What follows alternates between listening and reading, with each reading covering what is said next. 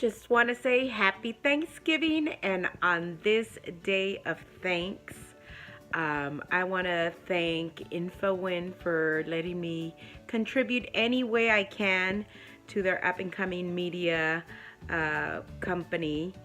I'm very excited about that, and I'm grateful for all the patriots that I've met online and in person, and both at times. But I'm especially grateful for having a grateful heart and mind every day. Like some people, I won't mention any names, but I can't tell you how offended I was, and still am, over hearing the Honduran caravan participant complain about beans and tortillas, being served beans in tortillas, food fit for pigs. Let me tell you, if I had nothing to my name and all I could eat were beans and tortillas, I would be a happy woman. See, we grew up poor, very poor, in Huntington Park, California, which they call Jalisco Park now. So we grew up very poor, happy but poor, and we used to have a pot of frijoles de la olla, which is beans in the juice, always on the kitchen. And we usually would eat the beans like this in a soup form.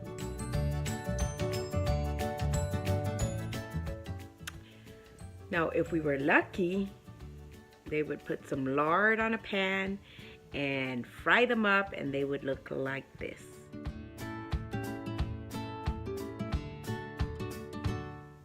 But most of the time it was just juice and some fresh cheese like this.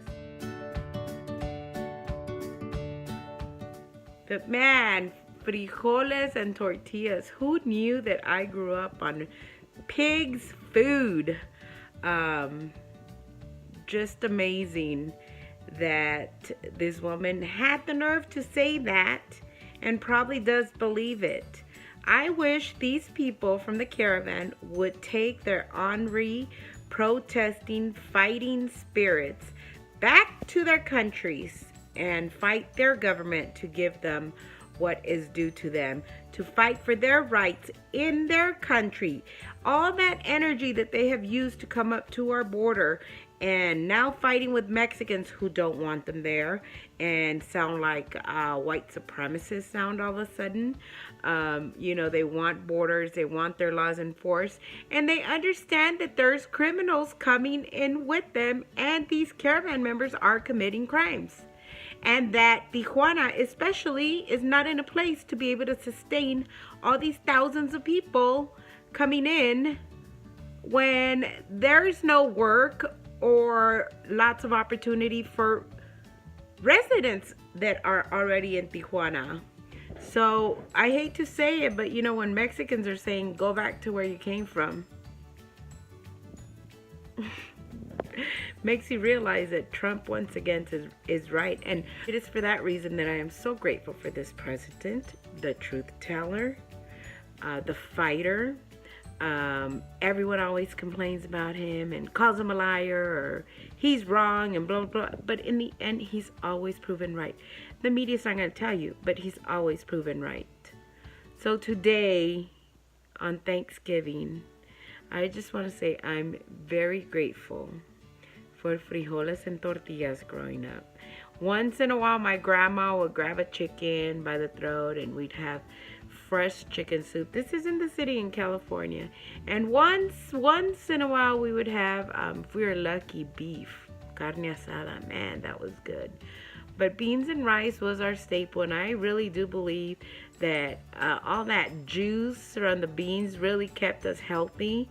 Poor people's food is not that bad. It may be suited for pigs, but man, I would be right there with the pigs eating the beans and tortillas. So I am grateful for my grateful spirit. I don't take anything for granted.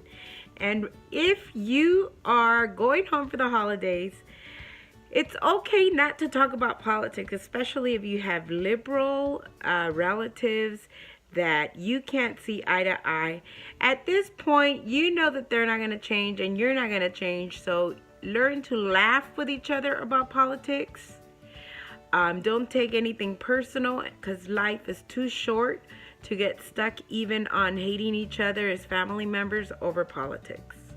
I'm taking my own advice. I'm actually not going home for the holidays. We're going to Mexico, so I won't see my family, my fiance, myself, my boys, and one of his daughters and son are going to Mexico. So we're gonna go to Mexico, maybe join the caravan. I don't know. So whatever you do today on Thanksgiving, spread love, spread peace, and spread eternal gratitude for all that we have in this country, in our homes, and in our heart. But especially be grateful for beans and tortillas.